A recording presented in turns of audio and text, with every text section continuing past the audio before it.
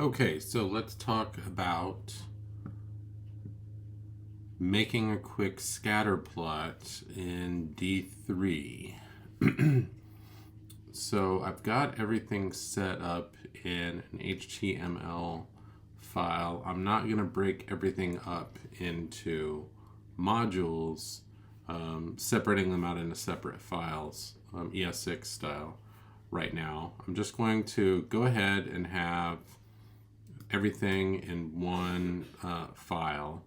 So we're going to have somewhere you need to have the source to D3. And right now I've got the D3 version 7 minified file sourced here. You could also source unpackage.com, and you could also source it through packages.json if you were doing some modulating instead. So up here in the head, we've got this script to make sure that our D3 is going to be sourced and ready to go. I've got a couple of links because I add a font. So Google Fonts, you'll see these types of links, these two specifically, and then the rest would come based on what kind of font you use. So I was playing around with some fonts there. I think I use Lotto in this case, or actually a little bit of both. And you see that down in the CSS style. This style tag, open tag, close tag, is for the CSS. That could also be in modules, a separate styles.css file. And then we've got the end of the head, the beginning of the body, and then we've got our scripts. And so we are going to work with the cars data. So this is the example that we may have used in class. So we're going to start with the link itself to the data. Just going to hold that as a constant. And I throw a few console logs in so that you can check and remember. In order to activate, we have to have live server running in Visual Studio Code, and you can see the port is open here. So if I go open with live server, we'll see the eventual plot that we're going to work with. We can inspect the elements, and then we can look in the console to see whatever gets console logged. Okay.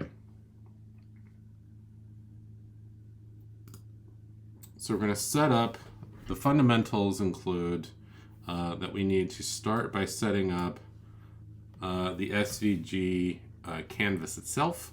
So we're going to set up SVG canvas with width and height to give it some pixel space. Right now we're going to set up with inner width and inner height, and that's going to represent the actual size in pixels of the browser as it is currently constituted. But if you stretch and flex it afterwards, it'll change. But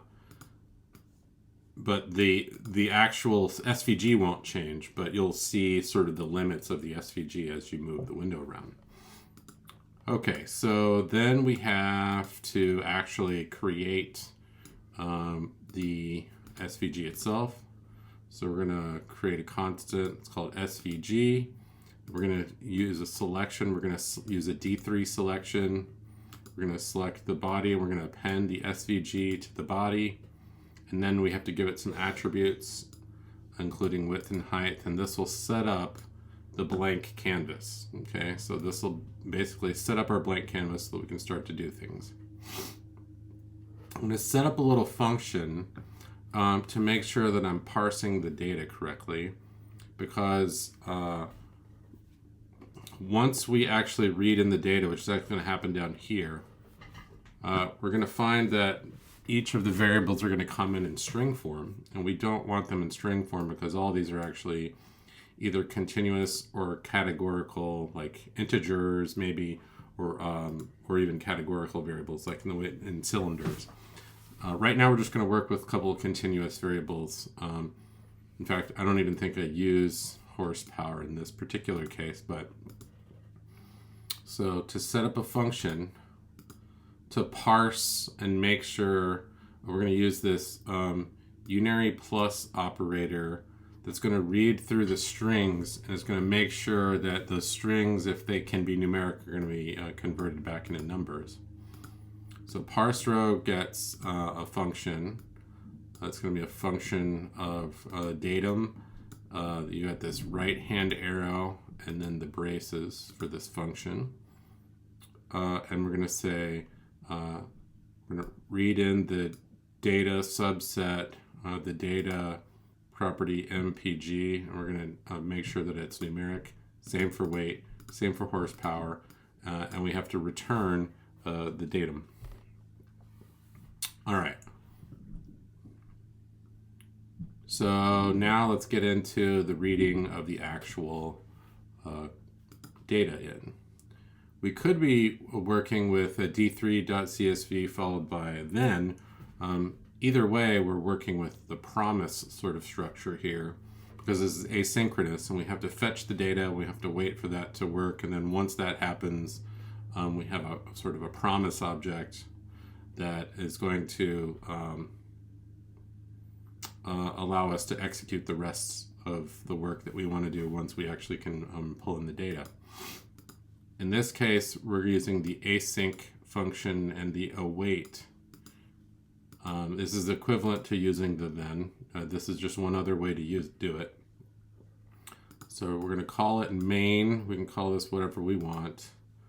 And then we're going to say data equals await the d3 CSV function. And then this can actually take both the data, which we've already defined, up here. And it can take a function like parse row. So we want to read in the data and then provide it the function for parsing rows so that it can go right ahead and execute and make sure that those are in fact numeric. Okay. So we console log the data. So if we look down at the data, we can see an array of 32, and you can see, at least of the variables that are currently seen, that we've turned MPG into a numeric. You can see here it's a numeric and not wrapped in strings. Okay.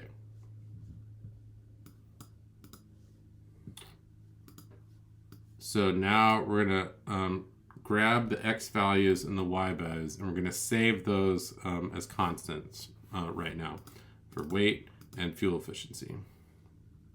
We're also going to set up some margins. Now we could have done this earlier in the script. It doesn't matter that we're doing it here. Setting up some margins because we don't want the actual plot to be all the way out to the outer edges of the SVG space. So, and you can play around with these to get the exact right bits. In fact, I would continue to play with them based on the example here because they're not perfect. Okay.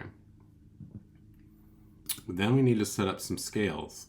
At the very least, we need to set up a scale for our x-axis and a scale for our y-axis. But in this case, if we want to add a third variable, we're actually going to set up a scale for a third variable here that's actually going to be the cylinders of the engine, because it is 4, 6, and 8 are the values that it can take, and those are actually categorical because you can't have decimal numbers of cylinders in the engine, right? You can't have 3.74 cylinders in an engine, for example. But we're going to set up these scales. So each scale takes a domain and a range, and for each, the domain represents the data space, and the range represents the pixel space. So inside the domain, we have this d3 extent function that's going to give us the minimum and the maximum values of whatever we pull from the data here. Data, and in this case, the x value, so which is what we just saved, so the weight variable. So then this is saying, find me the minimum and the maximum values from x value, which is represented as the weight variable. Now the range we're going to start margin.left. So margin is this array, so it actually has these subsets. So you can say margin.top.right.bottom.left. And we say we're going to start with margin.left. So we want to move some space, some arbitrary amount of space over from the outside of the plot. And then to the right, we're going to go width, which is the maximum, so all the way to the right, minus the margin of the right. So that's going to give us x-axis range in pixel space. So what we're essentially doing is we are translating or mapping the values of x to a pixel space. So you can imagine it being converted. So all the x values, think of the minimum and the maximum becoming something like 0 and 1, and then all the values in between getting a proportion. And then that proportion between 0 and 1 gets remapped to a new scale that is based on pixel space, right? That's the idea. So the same thing is going to happen with y. This time the extent is going to be for the y value, which was fuel efficiency, miles per gallon. The range variable is going to be the same, but it's going to be in reverse. So it's actually going to be height minus margin bottom. So height, remember SVGs are reversed, so they start at 0, 0, top left. The height minus margin bottom means go all the way down to the bottom of the SVG and then subtract that margin from the bottom, and then margin top. So we do that in reverse. But again, it's a mapping, just like the x is a mapping. And you use that 0, 1 scale to sort of interpolate the values and then remap them to the pixel space. Okay, finally, we're going to add something that's going to be a scale ordinal that's going to allow us to set a scale for colors, right? You can imagine this as being part of what will eventually be a color aesthetic in sort of ggplot language for, or a grammar of graphics language for our third variable, cylinders in the engine.